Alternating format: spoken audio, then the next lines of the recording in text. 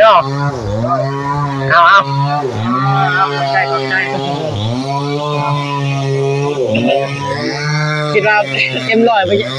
อยากแห้งโคตรคนจับเอาเรียบร้อยครับอย่างเงี้ยอย่าให้เอ็มลอยเพิ่นก็ทำไมเนี่ยหมอ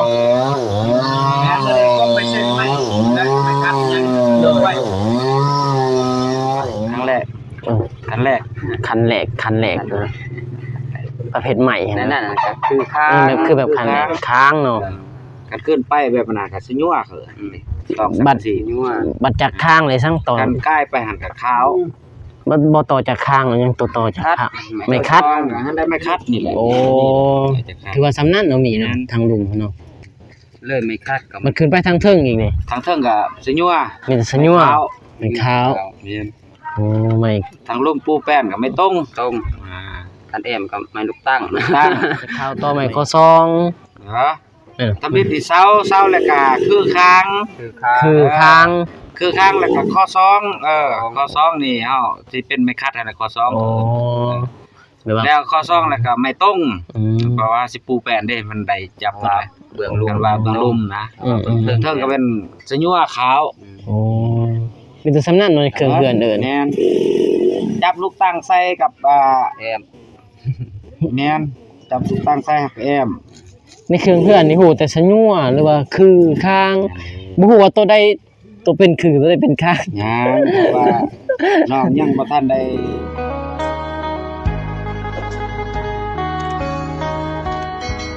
เปิดพามาพี่เด้อพี่น้องเด้ออยู่เพื่อนน้องจันทนาน้องพินพี่น้องเอ้ยข่าวอัปเดตทั้งสร้างสร้างแดงหรือว่าสร้างห้องน้ำพี่น้องเอ้ยมื้อนี้ข่าวอัปเดตที่ว่าความคืบหน้าของสร้างพี่น้องปาโตรวดเร็วทันใจพี่น้องเอ้ยสร้างแดงเฮาไวลีพี่น้องเอ้ยโอ้โธ่ครบใหม่อันนี้ก็โค้งแบบเพื่อนพี่น้องเอ้ยว้าโธ่พี่น้องเอ้ย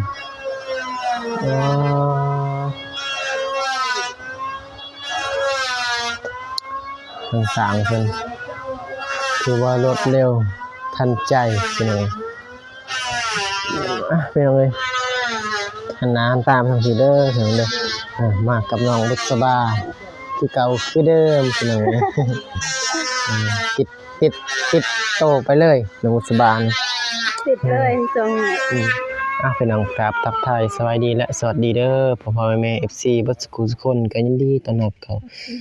สู่ช่องเบาสายชาแนลพี่น้องเอ้ยคือเก่าคือเดิมนั่นแหละพี่น้องเอ้ยมาอัปเดตทางบ้านน้องจันทนาพี่น้องเอ้ยพูดน้องจันทนาสาธุพี่น้องเอ้ยขี่รถถีบจักมาแต่ไสพี่น้องเอ้ยพี่น้องทุไปพี่น้องเดี๋ยวไปอัปเดตทางสร้างไอแดงก่อนพี่น้องเอ้ยเพราะว่าทางสร้างเพิ่นก็มื้อนี้เป็นมือที่2ของการเฮ็ดบ้านน้องจันทนาพี่น้องเอ้ยบ้านน้องพินนี่ยังรอก่อนพี่น้องโอเคเดี๋ยวให้น้องมุสบาจับกล่องมียังมาฝากทางสร้างซื้อเอ็มลอยมะนาวข้าวพี่น้อง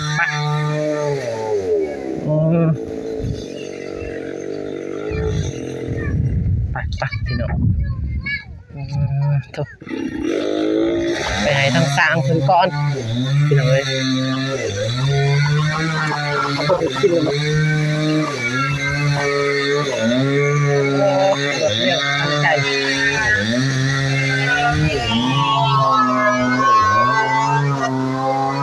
ไปดีเด้อเอาไว้เนาะเอาใจ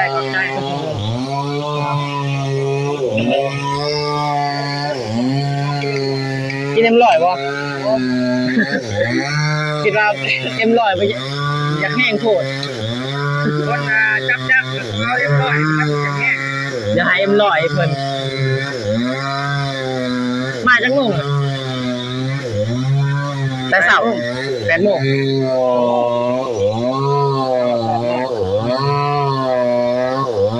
8 โมงเนาะก็ สมัยนี้บ่ แม่เลยก็ไม่ใช่ไม่แล้วไม่คัดยังโดนไว้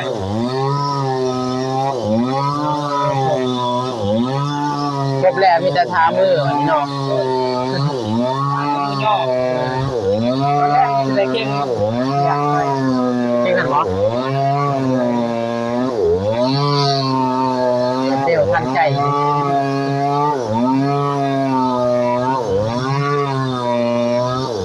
พักผ่อนก่อนเก็บแต่เช้าเลย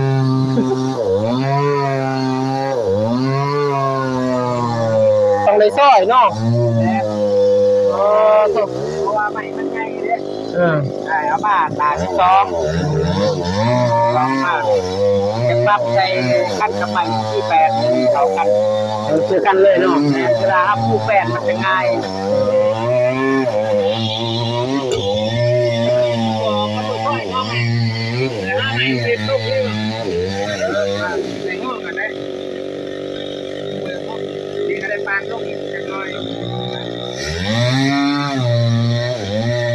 ใส่จวดแล้วเนาะทำน่ะมันก็แต่เศร้าเลยบ่จะได้สวยกันบ่ ให้เพิ่นแต่นึงก็เพิ่นมาบาทใหม่ซอย6โก้ ซื้อเองเนาะน้ำมันเนาะ เขาซื้ออะไรเอาเพิ่นละสิ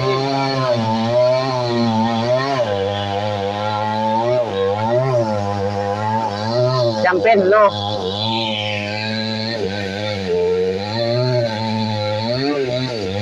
คันบ่ว่าแห้งบ่ได้ยินสร้างมัน แม่นนะ ต้องแบบว่าเบ่งเสียงแห้งเลย ไปกับน้องด้วยเล่นบ่ว่าไม่บ่แห้งเพราะว่าเจ้าชายลูกเป็นอ้ายแล้วก็กิน เราค่อยๆบ่ได้ยิน มันน้าว่าเนี่ยเราเบิ่งปากเขาแล้วฮู้ว่าเขาบอกได้ได้ ถ้าเบิ่งตอนหน้าเนาะ แม่นมันจะดังแล้ว แต่ว่าทางล่างเป็นจบเลยตอนเห็นน้องน้ำก็มีแต่เบ่งแห้งและปาก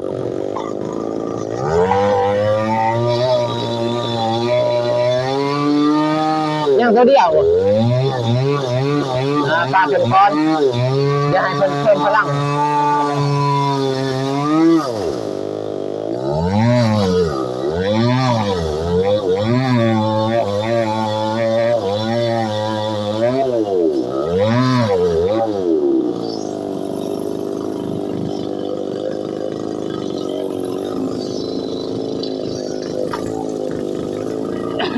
คนหนึ่งไม่ได้มาเพราะคนหนึ่ง ก็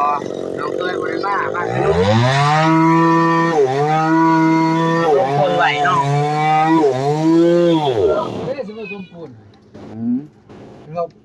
ตอนว่าเอานี่150ขอบใจเพิ่มพลังเกิน100แล้วนะมันหมดแล้วโอ้ผักผ่อนก่อน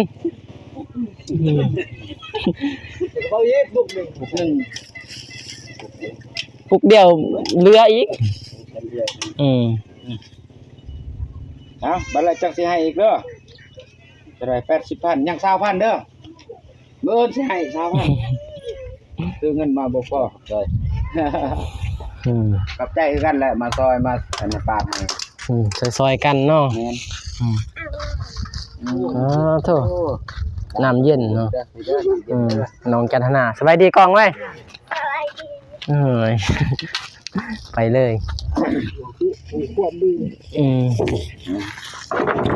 ผู้ความอยู่บ่ดื้อบันไดน้องจันทนา แม่นบ้านเฮานี่เด้อว่าปริญญาดีวัฒนธรรมเขาอันนั้นนะพ่อแม่บอกสอนตั้งแต่น้อยนะกันใหญ่มากโอ้โหเกิดบ้านรักบ้านวัฒนธรรม คือบ้านนี้เป็นวัฒนธรรมเลยเด้บ้านคันดอนนี่เพื่อนก็ต้องได้ขอบบ้านขอบยังได้จะได้อายสร้างแดงมากขอบไปแล้ว นี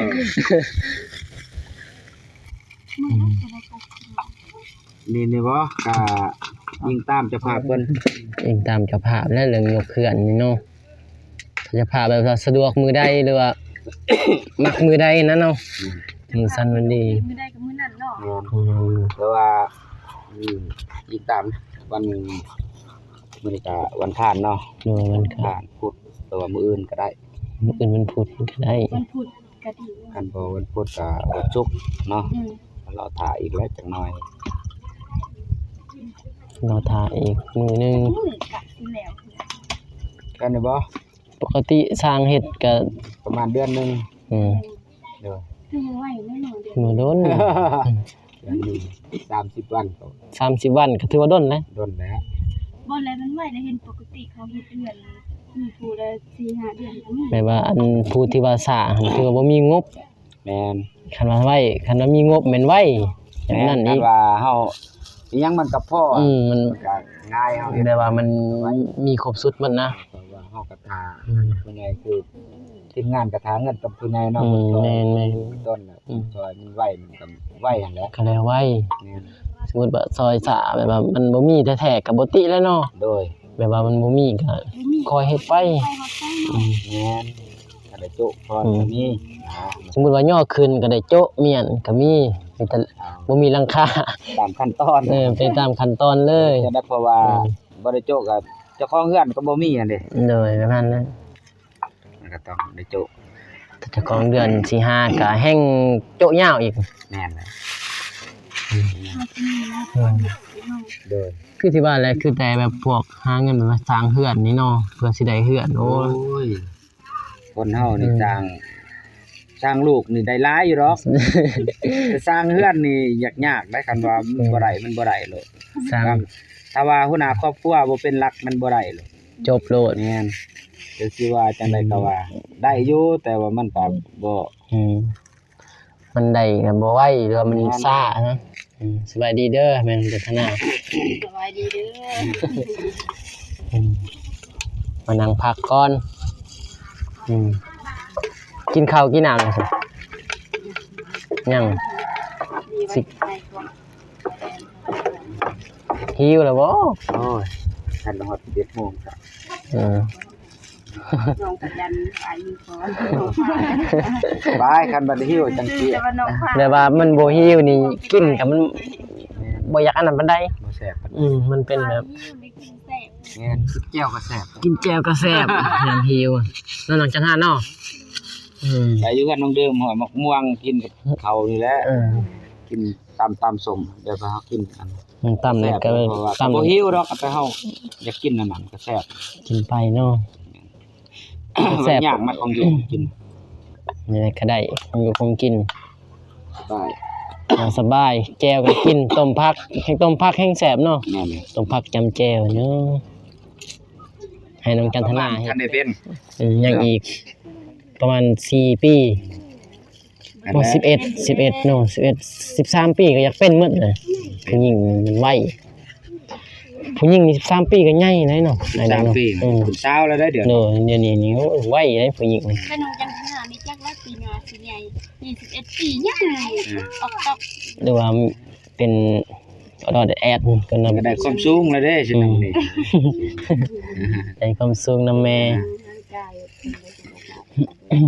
เพิ่นนี่สิเป็นคนชิงบ้างหางน้อย สูงเบิ่งแต่ค่ะ เปิดค่าแข่ง กันว่าประเภทเขียดเนี่ยก็ประปาด จับกกใหม่ได้ดี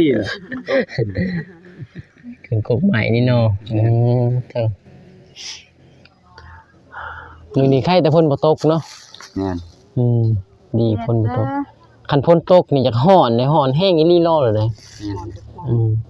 แบบมันตก คันแบบฝนตก คันว่าตกลงแห้งๆแกมันสิเย็นแต่นี่มันตกแบบมันพลอย 2 วันเนาะเริ่มเฮ็ดเฮือนน้องชนะยิ้มเป้ยแล้ววันนี้ ของฟันสิเป็นจริง สิได้คันห้องอยู่บ่บ่ อันนี้ได้สั่งทำ บ่คันบ่ เวลานี่ห้องหนึง พวกผู้หญิง ห้องหนึง ผู้หญิงเนาะปกติกันนั่นแหละ คือแม่โศกมันก็มีได้เลยเราบ่ได้แล้วประกันห้องเด้อประกันบ่ได้ได้จนว่าลูกจ๊ะเอเด้อว่า อนาคตบ่ฮู้บ่แน่นอนเนาะบ่ว่าภัยตัวนี้ คนเฮาทันได้ตายนี่ว่า บ่ทันได้อันนั้นบ่แน่นอน ตายไปแล้วจังว่าหมดแล้ว หมดแล้ว ยังมีชีวิตนี่เฮาก็มีความหวัง ตอนมีชีวิตนี่อย่าคิดได้บัดมันมาปึ๊บนี่ใจอ่อนเองนะคนเฮา แม่น ว่าเนี่ยแบบเคยมีว่ามา ๆก็เอิ้นว่าของธรรมชาติ อืม ผู้ชายกับผู้หญิงของธรรมชาตินี่แหละ ศาสตร์บางคนบ่เคยมักก็หามักได้แบบว่าแล้วมันคู่ครองกันมาเลยเด้ นี่ ผู้หญิงผู้ชาย แต่เฮาเบื้องต้นมันบ่ถือก็ได้ป้ากันเนาะ โดย เอาไผคือกัน อืม แต่มันถือของเฮาอีหลีเห็นมากแล้วบ่ว่ายิ้มใส่นี่หัวใจละลายเลย ใจเต้นตึกๆนะ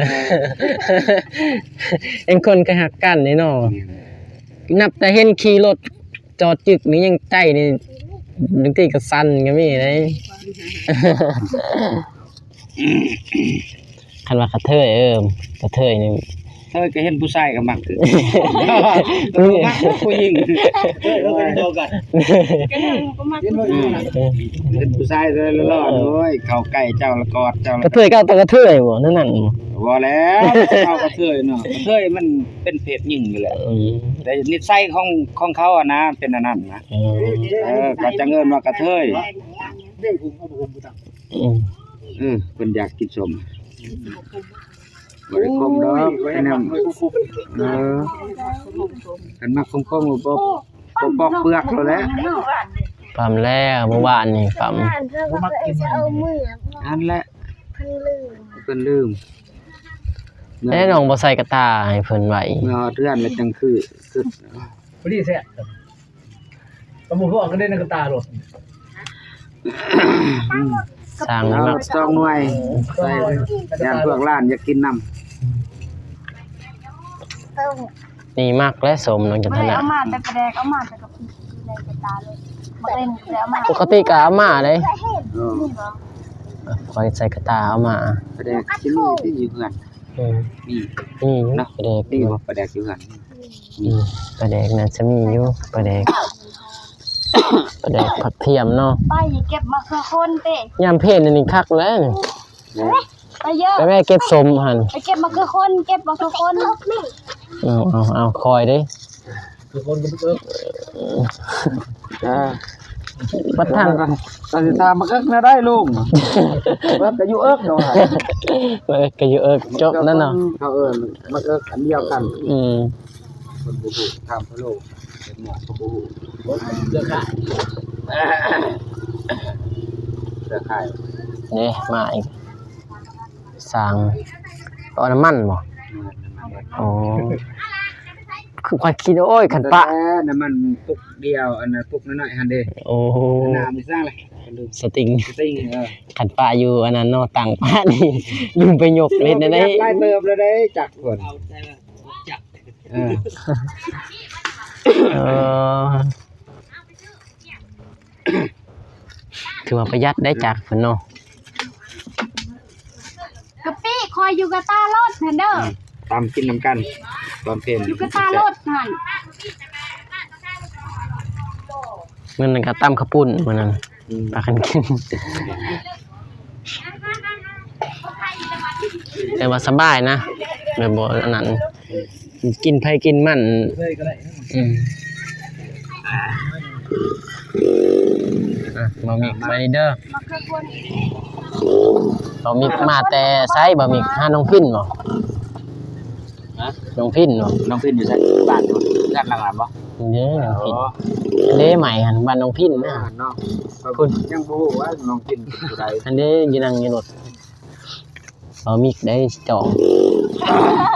ผู้ดีแล้วเปิดหาโตกล้วยนักสู้บ่เป็นหยังดอกมาสู้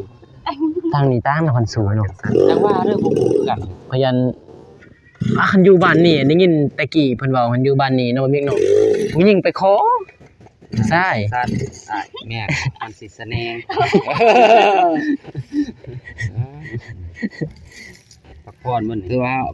พักผ่อน ตอนนั้น11 โมงเราทาตำบักคุงกินข้าวกินน้ำ อยากถ้าบ่พักบ่ โอ้ยยังหน่อยหนึงเอาน้ำมันลงยานี่ สุดแล้วนะ รถน่ะบ่ได้จับจักนี่ลอกมันคืออยู่บ่ ผมยืนนี่กับ เจ็บแก้วน่ะจักนี่ไว้ บ่เพิ่นหันต่ำได้เพิ่นแต่ว่าต่ำอีกได้เพิ่น ใครแน่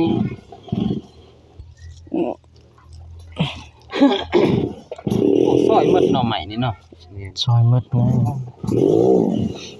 มันใหญ่ บ่เลยจ้ะ เนี่ยมันระดับนี้เด้ ได้ระดับไม้สีแปลกเนาะ จะนี่นะ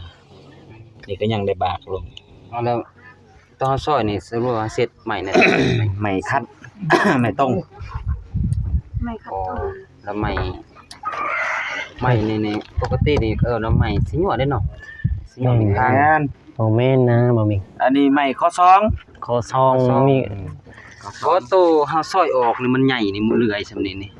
ปกติเอิ้นก็ขอซองเนาะ เนี่ยก็ข้อซองนั่นแหละไม่คัด แต่ว่ามันใหญ่เด้ ไม่คัดก็แม่นไม่ข้อซอง นา ก็แม่น ได้นี่ก่อนเลย หน้า8หุ้นคือกันนั่นแหละ ว่ามันใหญ่เกินเนาะ ไม่สิยั่วเด้ คันแรกคืออันนี้ยังคันแรกไป ครั้งแรก เออ ครั้งแรก คันแรกประเภทใหม่ นั่น นะ น่ะก็คือค่า นี่แบบคือแบบคันแรกค้างเนาะ กันขึ้นไปแบบนั้นก็สิยั่วเขินต้อง บัด สิ ยั่ว บัดจากข้างเลยสั่งต่อ กันใกล้ไปหันกับขาว บ่ต่อจากข้างแล้วยังต่อจากข้างไม่คัด หันได้ไม่คัดนี่แหละ โอ้ถือว่าสำนักเนาะมีเนาะทางลุงเนาะ เลยไม่คาดกับ มันขึ้นไปทางเทิงอีกนี่ ทางเทิงก็สิยั่ว มีแต่สัญญาเป็นขาว แม่น โอ้ไม่ ทางลุ่มปูแป้นก็ไม่ตรง ตรงคันแอมกับไม้ลูกตั้ง ตั้ง ไม่คัด ไม่ขาว แม่น ทวิตนี่ไม่ขาวก่อนเนาะ ไอ้คน ทวิตเซาจากเซาแล้วก็ต่อไม่ขาว แม่น จากขาวต่อไม่ข้อซอง เหรอ เออ ทำบิดที่เศร้าแล้วก็คือค้าง คือข้าง คือค้างแล้วก็ข้อซองข้อซองนี่เฮาสิเป็นไม่คัดอันนั้นข้อซอง โอ้แบบว่า แล้วข้อซองแล้วก็ไม่ตรง อืม เพราะว่าสิปูแป้นเด้มันได้จับหมดเลย เบื้อง ล ลุ ง ม ว่าเบื้องลุ่มนะ อืม เทิงก็เป็นสิยั่วขาว โอ้มีแต่สำนักเนาะเครื่องเฮือนเอิ้น แม่นจับลูกตั้งใส่กับแอม แม่นจับลูกตั้งใส่หักแอม ในเครื่องเฮือนนี่ฮู้แต่สัญญาหรือว่าคือข้างบ่ฮู้ว่าตัวใดตัวเป็นคือตัวใดเป็นข้าง ยังเพราะว่าน้องยังบ่ทันได้ แม่นยังบ่ทันได้เฮ็ ได้ ด ออกเอื้อนต่างรู้เด้ โดย ออกเอื้อนต่างนอนนี่เป็นนี่กันว่าเฮ็ด ถ้าสมมุติว่าตอกนี่แล้วเอิ้นอันใดอีก ข้ามเช้าดี เป็นหวีบัดนี้เนาะ แม่นเช้าเป็นวี เอิ้นหวีหน่อยเนาะนี่ท่าย่อ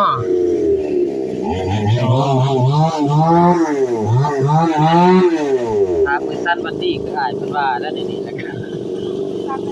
อันนั้นบัดแบบเด้บัดตั้งเสานี่ หาไปพุ่นเลยไปทางพุ่นแล้ว บ่แบบบ่ได้แบบได้ว่าขุดคุมตำลังบ่จะตำลังหมดบ่ คุ้มเลยบ่ อืม เอาสิได้พันลงประมาณ20เส้น มีแต่มือย่อเนาะขุดเนาะ พอแล้วคนไปเดี๋ยวนี้แหละ เดี๋ยวนี้ ตอนแรก ขุดแล้วก็เทปูนเนาะ มาความยันก่อนกันว่ายังบ่ทันได้เผาเอาเขาเพราะนี่ก็ใหม่แล้วว่าการเป็นบางการเป็นใหม่นะ แม่นเลยแบบว่าใหม่นี่แล้วเลยนะ กบมันเลยบ่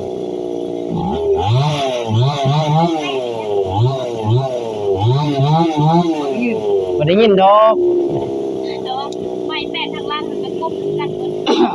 ด กบบัดแอมบัดปูเนาะบัดย่อขึ้นตำลังก็ได้เนาะ เดียว คันท่านก็กบเลยนะเนาะเฮ็ดเครื่องเฮือนได้กบเบิดคู่อันมันจึงงาม แอนมันจะหลาบนแอน สิหลาน น่าจะเสือหลาแน่เพราะว่าเฮือนนี่คือสิครบแล้วได้เฮือนน้องจันทนา เวลานี่มัน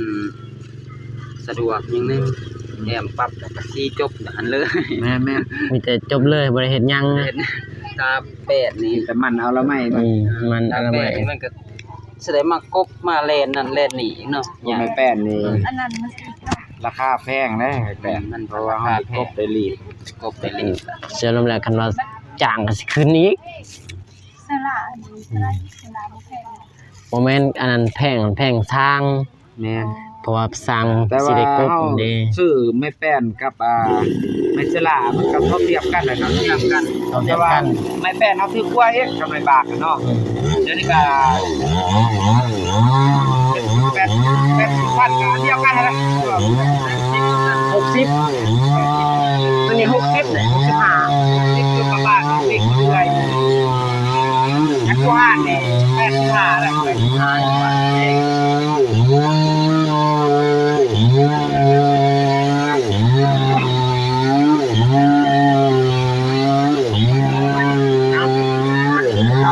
นี่แหละ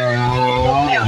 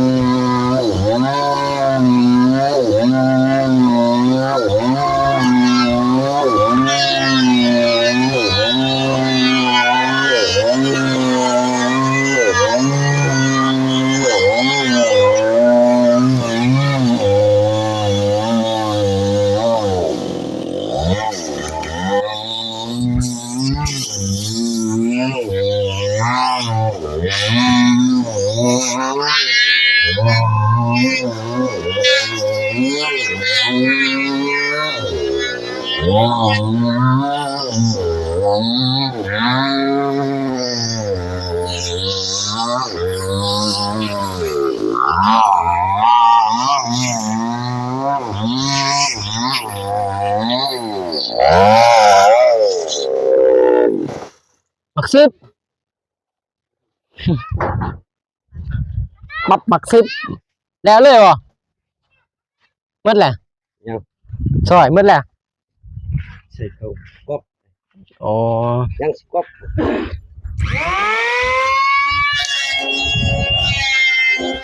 เรียบร้อยสร้างเพิ่นซอยใหม่บ่ไหมโอ้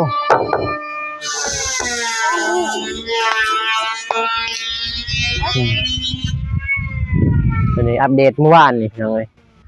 เขาเอิ้นว่าปีกพี่น้องเอ้ย ทางสร้างเพิ่นว่าปีกทางไอ้สังแดงอะ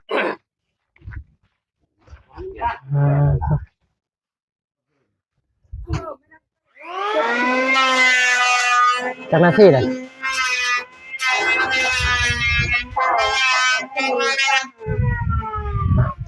โอเคพี่น้องเอ้ยรอสร้างอัปเดตทางสร้างจะได้สร้างไปกินเขาวกินน้ำพี่น้องเอ้ยสบายยำกันหอบได้ลำได้ล่าทีนี้นางบุษบาอย่าลุกตะปูแต่ว่าออกแล้วยางมาเลือกจอดมียางมาทางนี้เหยียบขาดเจ็บเหรอโอเคพี่น้องเลยก็ได้อัปเดตทั้งสร้างไอ้สร้างแดงจะนำกับพักกินข้าวกินน้ำพี่น้องเลยน้องทั้งแม่น้องจันทนาอันนั้นตำมะละกอเลย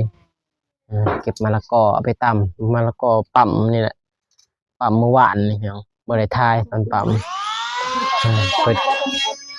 ปอคนเอาควรเอาผ้ามันอ่อนกว่ามะละกอโอเคไม่ลองคลิปนี้กะคอยป้อนให้ผู้ใหญ่ใจบุญทุกทานไปเลยที่ช่วยเหลือน้องจันทนาขอให้ผู้ใหญ่ใจบุญทุกทานจงมีทุกความสุขกายสุขใจปรารถนาสิ่งใดแต่พอได้สิ่งนั้นให้เริ่มปรารถนาความเจ็บใดๆความขยันนี่ให้ร่ำให้รวยเบิดสุขทุกคนพี่น้องเลยพี่น้องพอๆกันไหมในคลิปหน้าพี่น้องคลิปนี้เราใส่กันขอกล่าวคำว่าสบายดีเด้อพี่น้องเด้ออยู่ดีมีแห้งเมื่อสักครู่ทุกคนพี่น้องป้ายพี่น้องบ๊ายบาย